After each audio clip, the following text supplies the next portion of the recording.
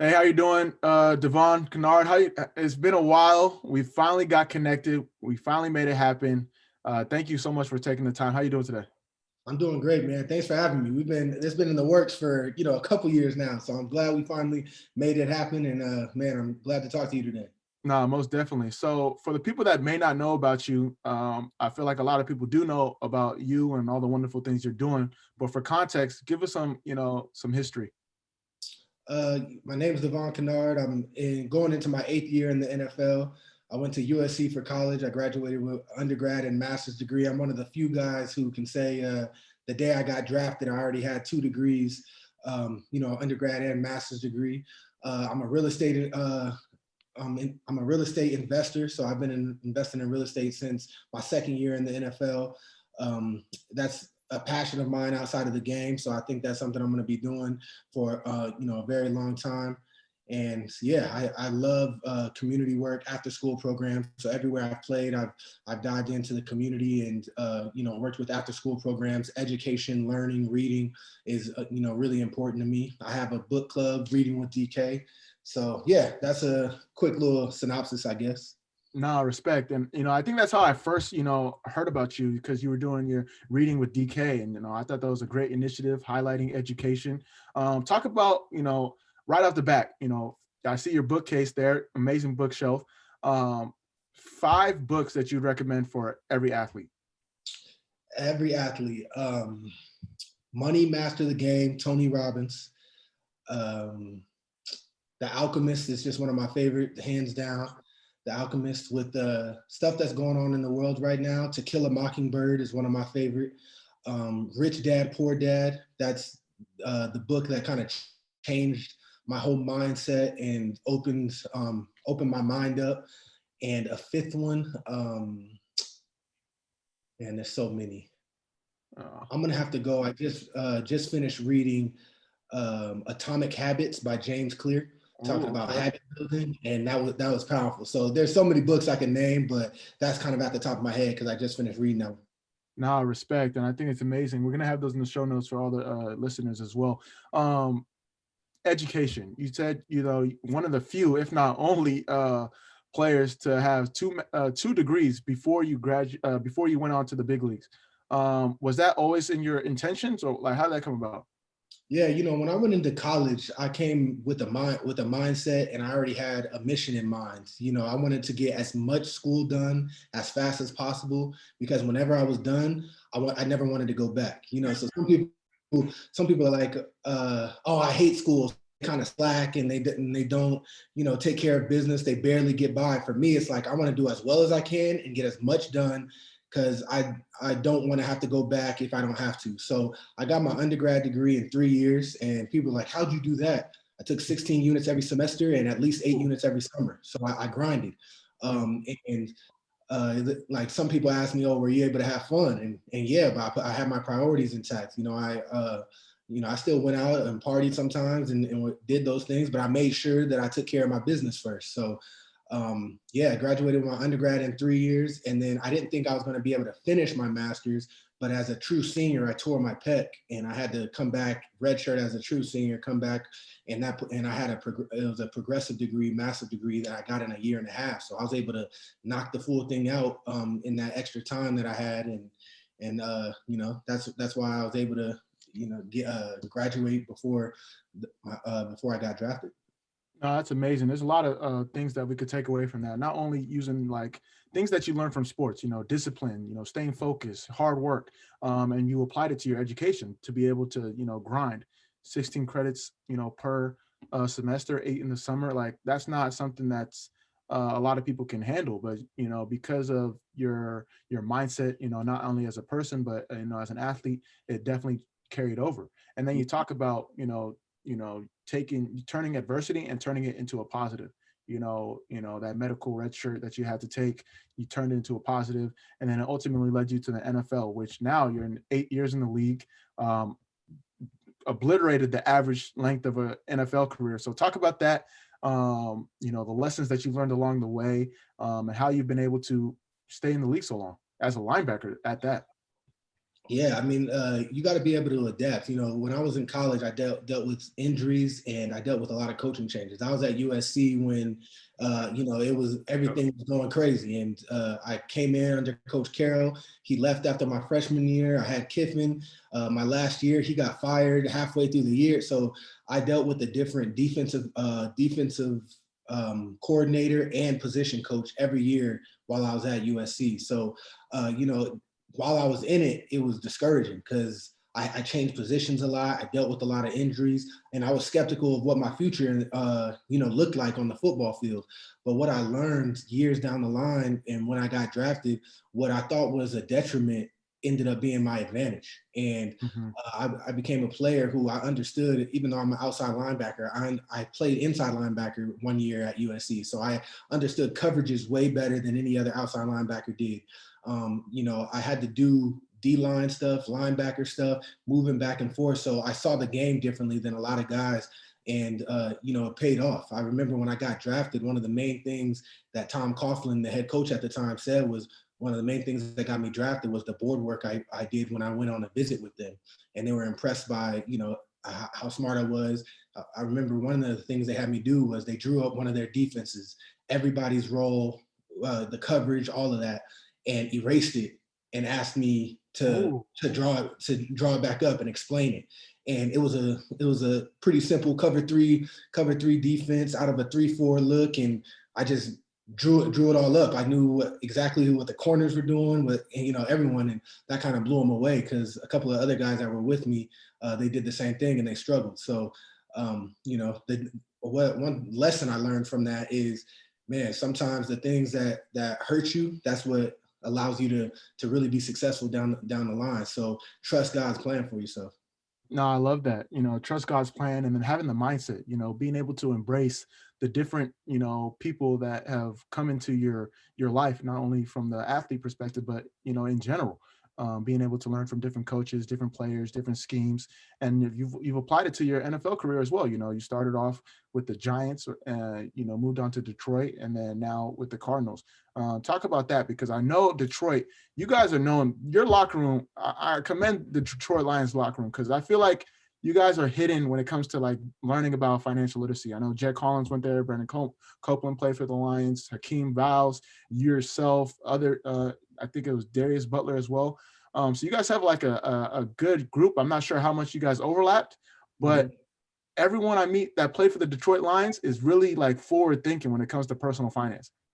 I think it's just an accident because I know who Brandon Copeland is and some of the other guys' names you mentioned, but I didn't play with most of them. I played with Hakeem Valdez, so me and him would talk real estate and stuff a lot. But man, I guess the Lions do a good job of picking guys with who, you know, have their future in mind. But you know, playing in Detroit was awesome. You know, I loved it there. I was only there 2 years. I thought I'd end up being there longer, but that was a great lesson on the business of the game. You know, so Mhm. learned a lot from that and left there. And now I'm playing in my home state of Arizona. So couldn't be happier right now. Nah, respect it. My fault. I forgot to say Jeff Locke as well. Jeff Locke, gotta give him a shout out. So let's talk about this real estate because I know you had a recent Forbes article late summer last year, fall last year, 2020. And you know, for the people that know you, they know you've been doing this. But what I like about you is, you know, you low key. You're not all up in the news, you know, bragging about all the wonderful things that you're doing, but you finally got the recognition you deserved. From a real estate perspective, give us like real estate 101. How did you get into it? Why did you always know that this is something that you wanted to do? And talk about how you manage it right now. See, so when I was in college, I had to make a decision. I mentioned earlier that I dealt with a lot of injuries and I also, you know, just position changes, coaching changes. So I didn't always know what my NFL future was going to be like. But one decision I had to make was, man, I know the life that I wanted for myself, and am I going to tether the future that I want for myself to the game, or am I going to achieve that regardless? And for me, I had to make the decision. I wanted to be successful, and I wanted to live the life that I wanted to live with or without football. I think every athlete needs to make that decision because everybody has dreams of, you know, being able to have a nice car, a nice house, travel where they want, et cetera, et cetera. Well, hey, you may love the game, but the game ain't always going to love you back. So are you is those goals tethered to the game? And if so, you better hope you make it. But for me, I made the decision that I wanted to achieve those goals regardless. So I'm in college and I'm like, all right, I'm going through these trials. How am I gonna reach these goals if football doesn't work out? And I met some mentors, and one of the guys I met, he was an old police officer, and his wife was a teacher, and he built a huge real estate business in LA. That currently owns over 1,000 properties and all this stuff. And I'm like, he did that off of a police salary and a teacher's salary. If he could do it, why can't I? So that kind of sparked something for me. And I got into the league, and one of my old teammates at SC, who was in the league too, we took a leap of faith, bought our first property, and it took off from there. We both split the down payment, and it went well. And that just gave me the spark of like, wow, I could really do this. And I've been doing it ever since. Oh, that's amazing. And talk about that. I definitely want to highlight that group economics. You know, you guys were able to manage the risk by going in together. You guys were able to learn the process and split the bandwidth by going in together. But sometimes a lot of people don't want to do business together. So talk about that, almost like the do's and the don'ts, the pros and cons, and what you guys were able to learn.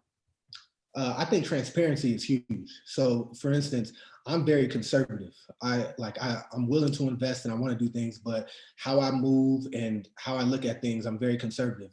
My partner, he was a little more aggressive, but we had commonality. Like, all right, well, this one, we don't know what we're doing yet. So full transparency, we bought a property in Indianapolis. It was $87,000 single family property.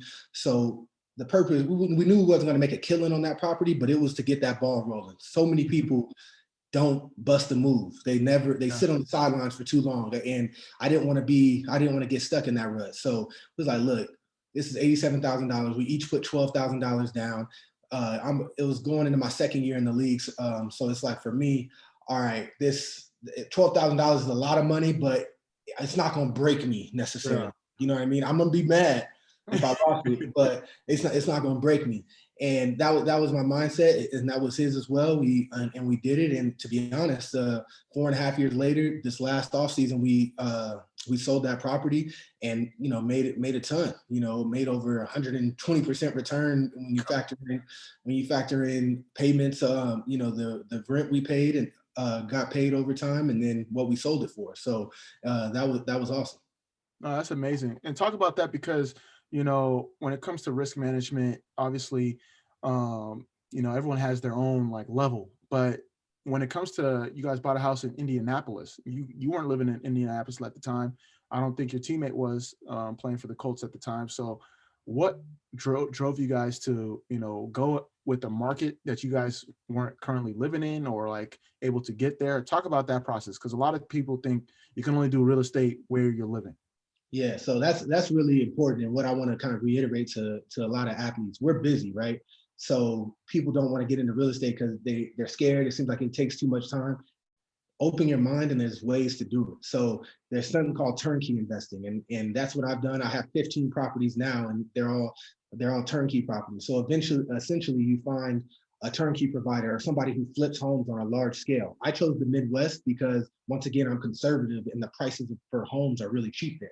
So I'm like, all right, the average home that I buy in the Midwest, in places like Indianapolis, Kansas City, Ohio, is give or take $100,000. All right, 3-bedroom, 2-bath, $100,000. A lot of money, finance it or pay cash, depending on the situation. Like, it's not going to break you. You're not buying a $400,000 home. So, so for me, I find a flipper. He probably bought it for, $50,000, renovates it up, and then sells it to me. I hire third property management, and people are scared of that. But most turnkey providers are flippers who do it on a large scale, have a good network in that area for who you can use for property management. So I get recommendations from them. I interview them, fly out, interview them, decide what property management I want to go with, and then it's mailbox money. And till this day, that money's just been coming in the mail. To be honest, direct deposit at this point, but I still like the concept of calling it mailbox money, because I know every month that money hitting the account.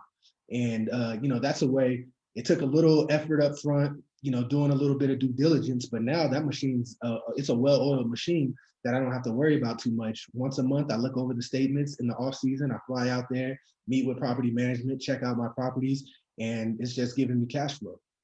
No, I love that. I love what you said about property managers because, I did some real estate. I have a spot back in Philly, and I was trying to do it myself, knowing that I was never going to be in Philly because I was playing in Portland at the time. So I'm calling people like, yo, can you go check on this? And I was like, no, what? I got to get a property manager, take the, stress off my plate. And like you said, just get the mailbox money, get that cash flow. And it saves you a lot of stress, and it helps like organize everything, especially with you. You have, how many properties now? You have almost 20 properties. I have 15 properties. Yeah. Yeah, so 15. So I mean, you're able to do a lot, but you want to be able to manage it, traveling here and there. So, using the turnkey advantages to your advantage. Absolutely. So let's break it down even more. I want real estate 101. And obviously, for anyone that's listening to this podcast, if you're an athlete, I'd love for you guys to, connect with Devon, definitely take his advice, but also make sure this is our disclaimer. Make sure you consult with your real estate or your financial experts before you hear what Devon's saying and you want to do exactly what he's doing. So consult with your financial team. But with that being said, real estate 101, single family property, multifamily, wholesaling, flipping. I want everything. Give us the rundown. So, the single family, that's my single family strategy. Right now, I like buying turnkey properties in the Midwest. It's bowed well for me. My main goal in that is to create that mailbox money. So when my career is done playing, I got cash flow coming in to where the lifestyle that my family and I want to live, I don't got to dive into my NFL money, the principal. I'm getting that off of, the mailbox money. Another way that I love and I personally get involved in real estate is through syndications. And there's two different ways. You can be a limited partner or a general partner. And a limited partner is essentially, I work with my financial team and we go out and find the best syndicators in the country, like that have different markets and do different things. So a syndicator is essentially just somebody who's going out buying properties, but they're looking to raise money. So for instance, there could be a guy, I'm in Arizona, there could be a guy in Arizona that is trying to buy a 100-unit apartment and he's put money up. He's had a ton of success doing this already. He's done it 4 or 5 times and he's looking to raise some money. Well, I find him, I do my due diligence with my financial team. We evaluate the deal and we agree upon what my preferred return is going to be. And I get a good idea of, all right, when do they plan on refinancing or selling the property? So I know their game plan and I mitigate my risk by understanding that aspect of it.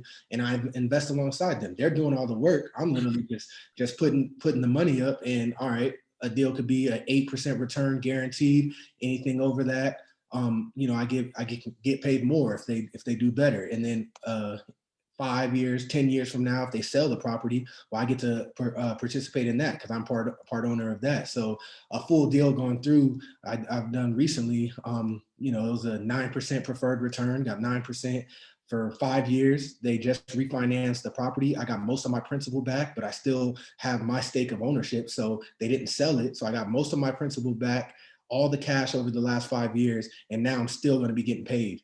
So once again, mailbox money and all the work was done up front for me. All I did was, all right, work with my financial team, find people who are doing a good job, evaluate the deal, and be like, all right, I want in. I'll put X amount of money in with you guys, and I get paid monthly, quarterly, depending on the deal. And so that's another way that I love getting into real estate. I have 22 syndications that I'm in. So 15 properties, 22 syndications.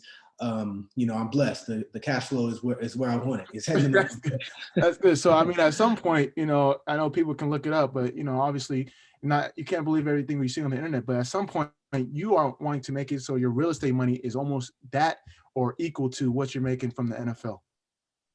Absolutely. I mean, that's the ultimate goal. If I'm honest, like goal number one was get to the point where it covered the lifestyle I want, and not just like necessities. Like, I mean, like, all right, if me and my family want to spend X amount of money a month, let me go and make sure I could get that. And that means we're going on vacation where we want, we could do that.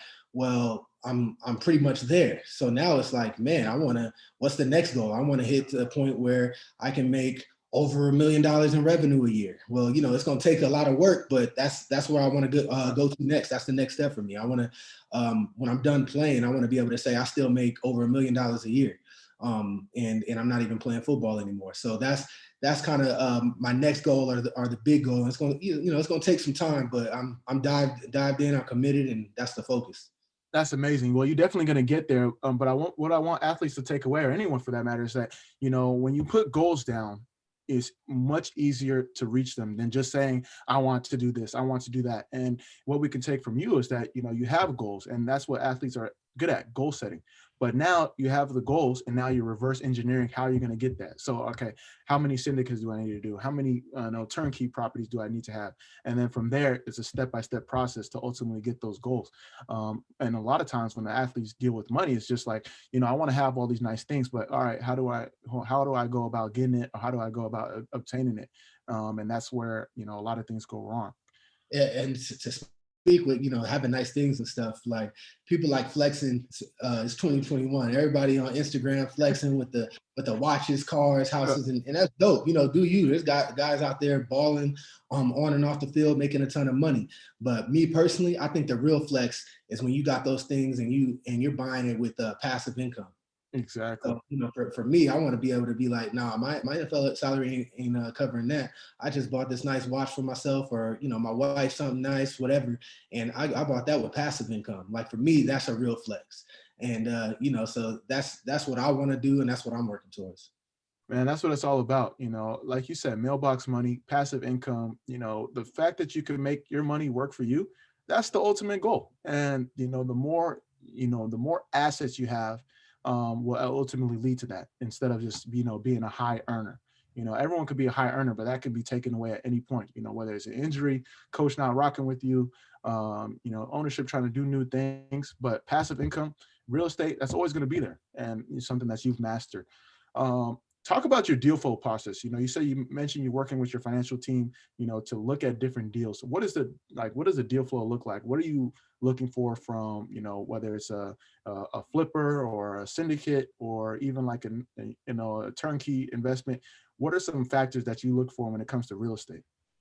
Uh, People, you know, as important as the property or the investment is, like I really view it as, I want to get to know the people behind the deal, because that's really important. Are they problem solvers? Not everything is going to be perfect. So is this flipper, do they have good character? Are they doing really good work? Or am I going to buy this property from them and, you know, find out a month or two down the line that the plumbing job was awful and it's costing me a ton of money, that there's multiple things going wrong? Or same with property management. They're not doing a good job managing the property, so it's costing me money. There could be lawsuits involved. I'm not trying to deal with that. So the number one factor for me is I want to do business with people who have of high character, and who have resiliency and work hard. You know, if you can have those kind of things, and it's just for us athletes, it's the same thing as who do you want on your team? You know, you want guys who are gonna work hard, you know, are gonna show up on time, who you can rely on, depend on. Well, that's who I want to do business with too.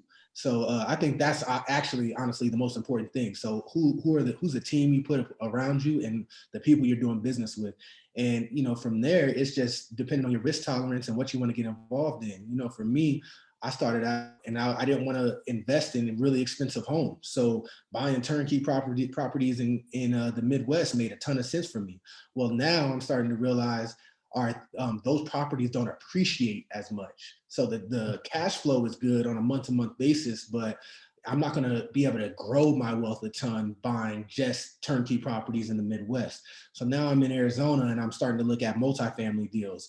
And that's where I'm going to be able to have opportunity to really grow, because eventually, especially when I'm done playing, I want to become a general partner in syndications instead of a limited partner. And general partner means I take part in putting the deal together. So I find the 100-unit property with my team. We invest money. We go and raise money from people like yourself, or you know, whoever, and bring the money in. And now I get to double dip. I'm getting that return just like the limited partner, but I get more upside because I'm on the general partner side and I'm putting the deal The together. management fee and the carry interest. Okay. Exactly. Oh, That's the next step. So first it's been establishing myself and establishing the cash flow. But now I've been a limited partner. I told you in 22 deals, and I started to realize like my returns have been great and all that's going good. But the people on the other side who are the general partners, they really making a killing. Yeah. They really getting it. Okay. And it's not that hard. Just how I've been evaluating and underwriting deals with my financial team. That's what they doing. They just building a network. It's like, all right, well, I'm gonna get on that side with y'all now. So that's what I'm focused on, and that's what's next for me. I gotta build it slow while I'm playing because obviously my focus is football. But I think there's great opportunity there. No, I love that. And, it's a perfect segue. Not really a segue, but you mentioned, starting off with Turnkey and now you're raising it to the next level. You talked about, your rookie year, you didn't really do any deals. Your second year, you were able to, get into your first deal. Now, as you focus, you said, obviously you're playing football, you're keeping the main thing. A lot of times, a lot of athletes are focused on, all right, how can they do things off the field? How can they get these deals? How can they do these brand deals? The most important thing is to, focus on your playing. So talk about that. Like you've been able to carve out an 8-year career, but also manage, over 30 properties, both turnkey and syndicates. Yeah, it's just really important to, like you said, keep the main thing. Football, I've been playing this game since I was 8 years old. That's my passion. That's my love. And I want to do that as long as I can. So for me, you always got to take care of that business. Before I do anything, it's all right, I'm getting my training sessions in. I'm getting the extra work. I'm doing those things. But that's why I invest in a way that so far that doesn't require a ton of time and effort. The things that I'm doing, I do most of the due diligence in the off season when I have extra time, and during the season, the people around me are helping manage it for me to where I don't feel like I'm trying to get ready to play the Los Angeles Rams and I'm worried about what's the next deal I'm getting into. No, like I want to be able to, when I in my free time, look over some statements, make sure things are going smoothly. But I'm worried about ball. I'm trying to figure out how I'm gonna sack Russell Wilson this week. So I think being able to keep the main thing is essential, but invested in a way that allows that to happen is really important. And I found that right balance for me. No, respect. And then from a personal budget standpoint, is there any tricks that you've applied? We all know NFL players, they get paid over the course of the season, and the smart players understand that and they ration out their salary over the course of a year. Whereas some unfortunate situations where athletes or football players, because they get paid over the course of 17 weeks, they spend their money like it's only during the season, and then in the off season they're struggling. So do you have any personal budget tricks that you use, or lessons that you've learned from a money management standpoint? I think the biggest thing that I do and I kind of picked up on right away is don't spend money during the season. Like, you're supposed to be focused on what you're doing anyway. So for me, all right, whatever you're eating, if you want to get meal prep and all that, whatever body work you need and all that. And, guys like to get fit and have their fits for, the playing and game day. So you could dibble and dabble and do a little of that, but spend minimally during the year. Focus on your craft, do that. So the off season, that's when you got nothing but time. However you might work out for an hour or two, maybe you work out twice a day. That's 3 to 4 hours in the day max that you're training. And then the rest of the day is for you. That's when typically guys spend the most money. So why are you gonna be in the season breaking bread, spending big checks, doing all this, and then off season comes and you're like, oh my gosh, like I'm not getting paid till August or September. I gotta be like, nah, just chill during the year and then give yourself a little more leeway in the off season. So I think that's the biggest takeaway that I think guys should do is, they start getting paid and they see them big checks coming in and they already spending, and then off season comes and they want to go on vacation, and then they want to go, they want to go to Miami and they trying to go to live, and then and all these things, and you gotta cut a check for all that. So that's the biggest lesson I would say. Nah, respect. At some point, I got to share my little story. Oh, I got one for you too, boy. They be taxing, but okay. So obviously, last year's been crazy. How were you able to adjust, like with COVID? I know there's talks about NFL being affected from a salary standpoint, different set of situations. how did it affect you, not only on the field, but off the field? Real estate, a lot of people were moving, to different locations, moving out. Some tenants weren't able to pay. I know I had to go a couple months, paying my rental property because I wasn't able to get a tenant. How were you able to, like, you talk about risk management. That's one of your big focuses when you do your deals. How did everything affect your situation, Well, positively or negatively? yeah, the first thing I did once I found out that the season was in question, I talked to my financial advisors and was like, let's assume every move we make the rest of the year, let's assume that I'm not getting a dime of the salary I'm supposed to get this year. Mhm. Because if I get it, great, shoot, we working with more money than we expected.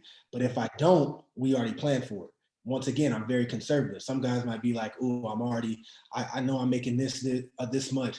I didn't know that all of that was up for discussion and up for, to figure out between the NFL and NFLPA. Well, they're not dictating my personal life, so all right, how's that affect me? So that's the first thing I did was like, all right, let me make sure we get our spending down a little bit and we understand what the risks are. And right now, who knows? We might play no games, and the NFL at first wasn't trying to pay us a dime if we didn't play a game. So Mhm. it's like, all right, I'm gonna assume I'm not making no money this year. And I think that was the most important decision I made, because it made every other decision easier. Because it's like, No. all right, well, I'm not making nothing this year. Is this an investment that I should do? This will put my cash reserve to X amount. I ain't gonna invest in that right now. No, I'm cool. And then with the stuff I already had, it provided an ease for me, because it's like, if I don't get paid at all this year, I know I got cash flow coming in. Like, it was, once again, that was a relieving feeling. Like, I know some guys gonna be hurt, like how you already mentioned, off season hits and they've been spending too much money and they can't wait till they get another check. And all of a sudden they're supposed to make X amount this year and there's just no season. There was guys out there stressing. For me, it's like, all right, well, I already know I got, X amount coming in. Me and the family is good because we'll be able to live off of that, worst case. So, I was kind of not tripping. And then I was lucky. I didn't have any real issues with any of the syndications I'm in or any of my properties. Oh, perfect. Like I got lucky. I ain't gonna say like there was any strategy or, you know what I mean? Like, Yeah. that was just the grace of God. I didn't like, a late fee here and there, or, late rent pay and stuff. And then some of the returns weren't as good as I expected, like in some of the syndications I'm in. But for the most part, I wasn't affected greatly. So I'm lucky on that end. No, I appreciate you sharing that, and I think that's a very important, what you said about, you know, playing almost like worst case scenario. Obviously, you never want the worst case scenario to happen, but playing that and visualizing it so that every other decision up to that will greatly affect you moving down the road from a financial standpoint. Sorry about that. Yeah, I think So that's really what you just said is really important. That, like, some people don't think or think it's a pessimistic way of looking at things, but for me, because I'm so conservative, it gives me peace. So I work backwards that way. What's the absolute worst case in this deal? So, for instance, if I'm looking at a syndicate, the worst case is like, oh, tenants aren't paying rent, so we're not gonna have as high of a return this year. But overall, it should balance itself back up. People need a place to stay. So I'm like, all right, like I can live with that. But for me, thinking about worst case scenario and then having a plan for what I'm gonna do if the worst case scenario happens, it eases my mind. I'm like, this is the worst thing that could happen, and this is how I'm going to handle it. This is what's going to what's going to transpire. All right, then I can build up from there. Well, best case scenario, like, everybody still pays rent, and I'm good. So that helps me a lot, just because I like, when you know what your worst case is and you know what your risk is, then your mind could be eased a little bit. no, respect. Yeah, I couldn't have said it better myself.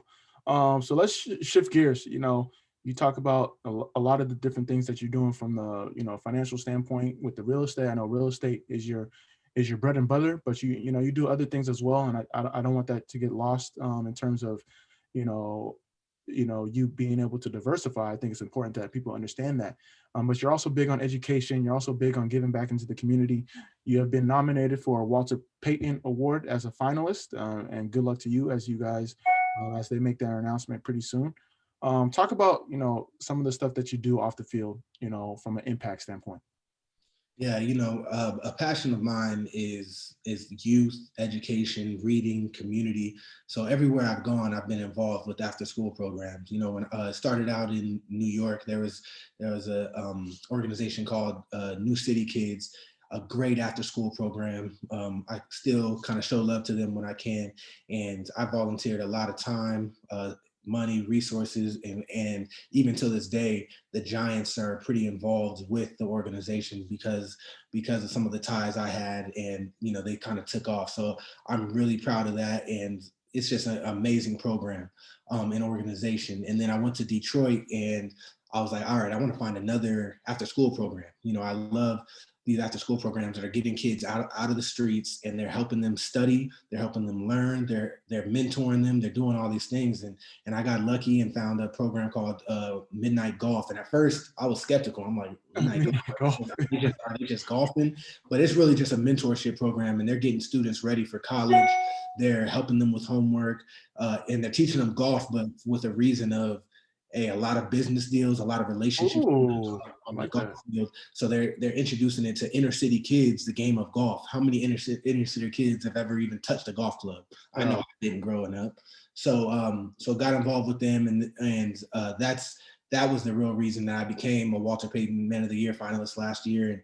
And going through that experience, being able to go to the Super Bowl last year, getting recognized right before the game, and Calais Campbell ended up winning the award, but just being around guys who are making huge impacts in their communities, whether it's home or where they're playing, and being able to be a part of that was just a really awesome. I think that's one of my biggest accomplishments playing in the NFL so far, is just some of the greatest people and players I know have been nominated or have won that award, and to even be mentioned with some of their names is truly an honor.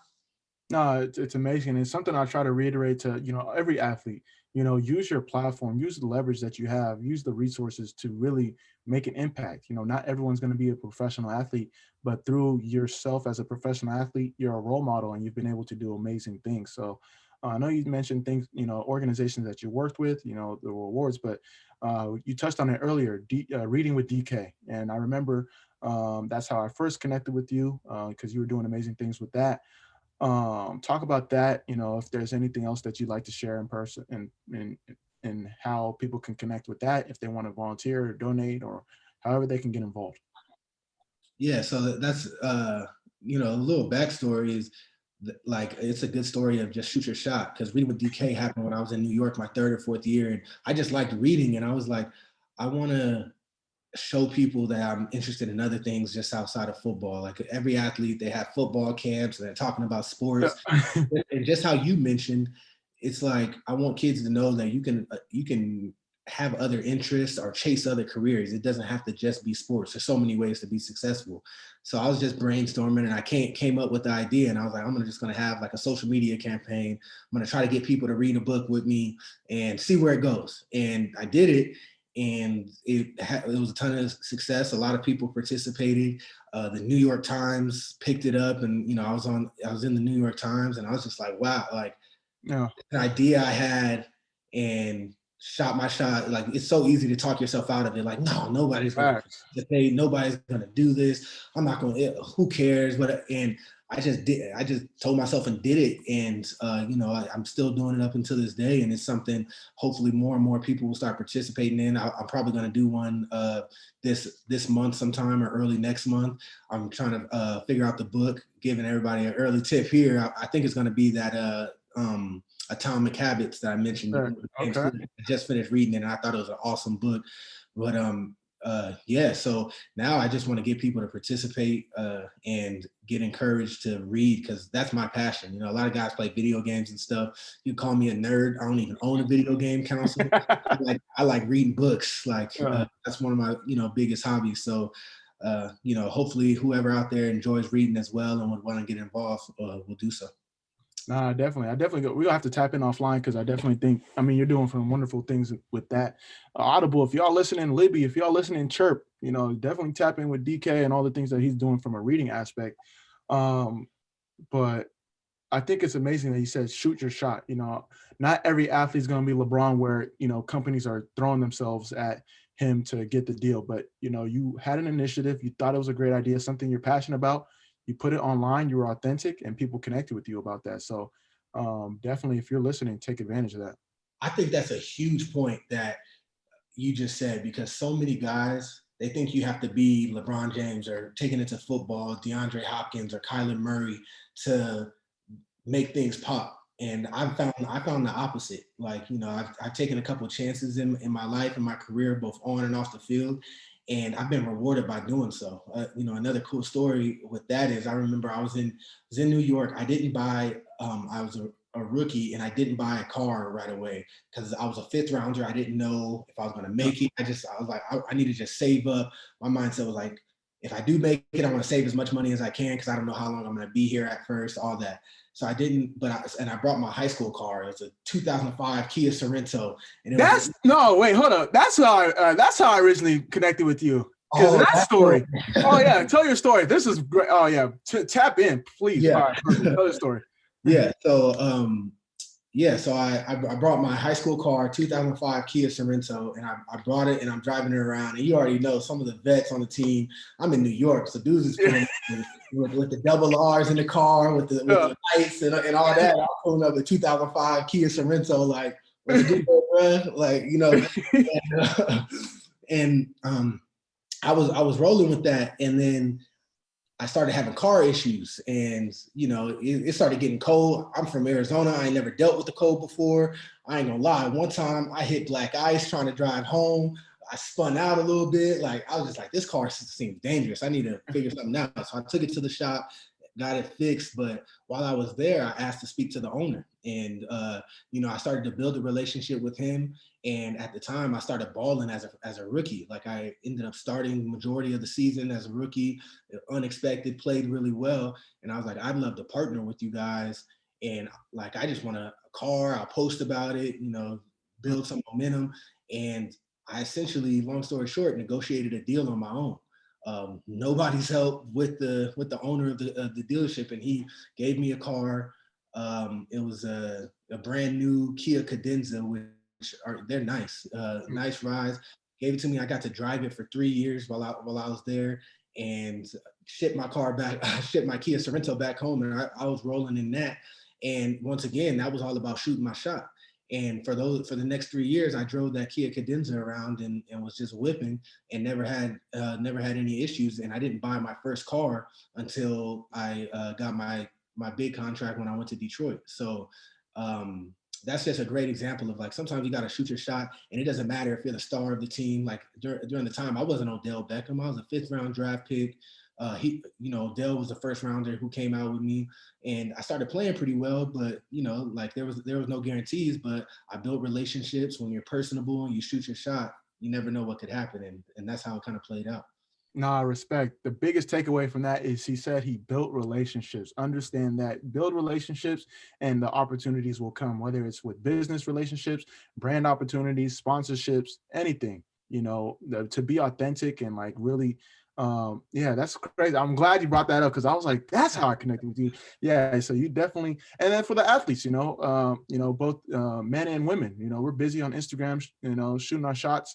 When it comes to other things, shoot our shots from the business perspective. Like, if you can shoot your shot with that stuff, shoot your shot when it comes to business. So I really appreciate you sharing that. So, you come from a football family, and I think your father had, spent some time in the NFL. What lessons did you learn from his career? I know obviously you were a young kid, or maybe not even born yet when he was playing, that you learned from his career. And then obviously, you're a veteran now. What lessons that you learned from him that you would like tell others that are coming up, in new classes coming in every year? What are some principles that you tell them from a financial and career perspective?